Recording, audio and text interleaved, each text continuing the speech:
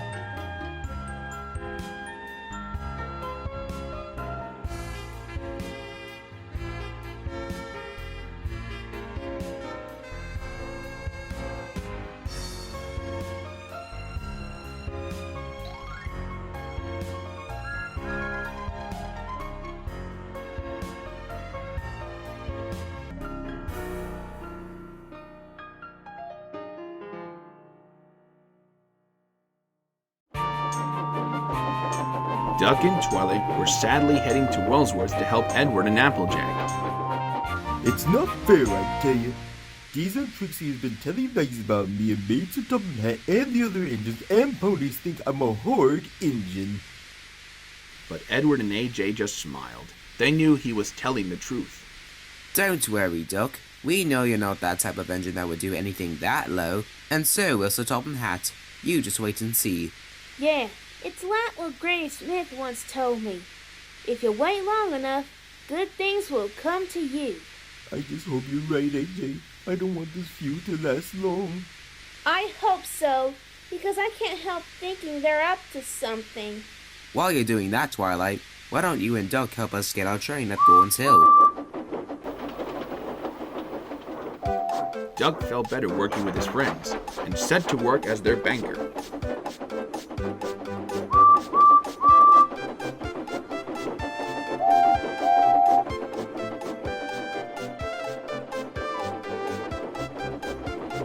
The cars were silly, heavy, and noisy. The two engines and ponies had to work hard, pushing and pulling their train all afternoon. At last, they reached the top of Gordon's Hill.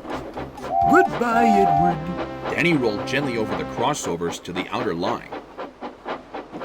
Duck loved coasting down Gordon's Hill, running easily at a good pace and the wind whistling past his funnel, and Twilight was enjoying herself as well, feeling relaxed with the breeze blowing in her mane, until suddenly they heard the sound of a conductor's warning whistle, which meant only one thing.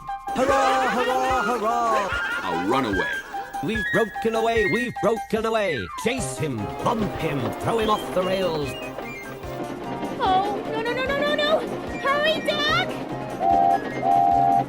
Soon they raced through Wellsworth, but the runaway was catching up. I'll go fast as I can, then you'll catch us easily. Twilight carefully adjusted the controls. Just a couple more miles and we'll slow him down! Holy Paddington!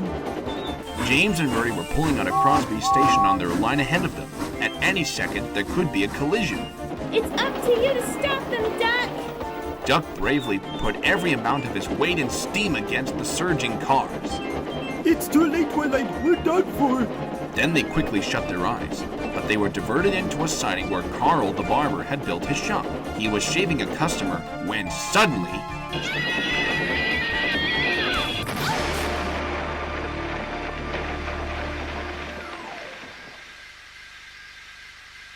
The silly freight cars have knocked their conductor off his brake van and left him far behind after he had whistled the warning.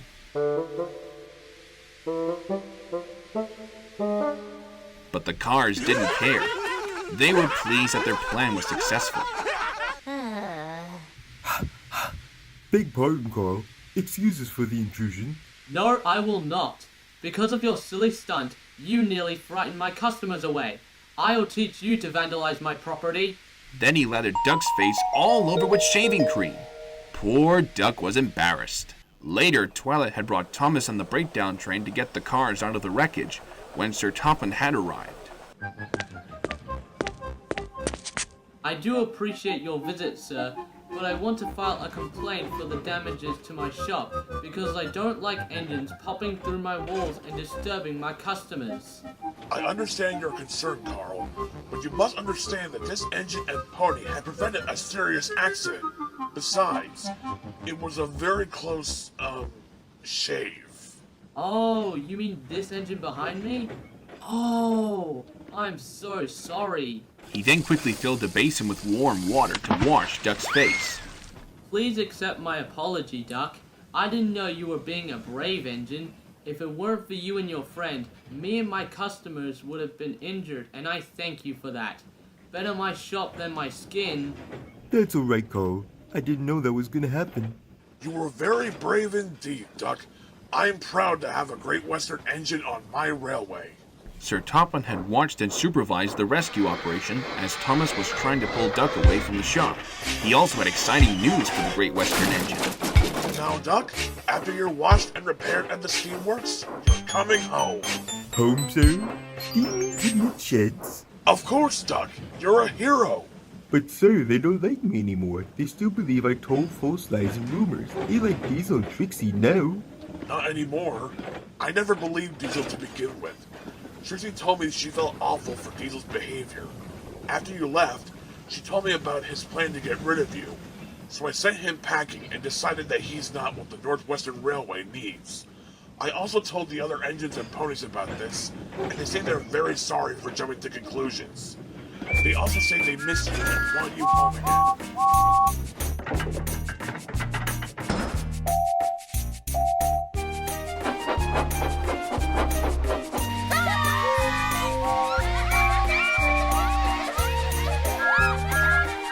A few days later, when he came home from the steamworks, there was a grand welcome home party for Sodor's only pannier tank engine, Duck of the Great Western Railway.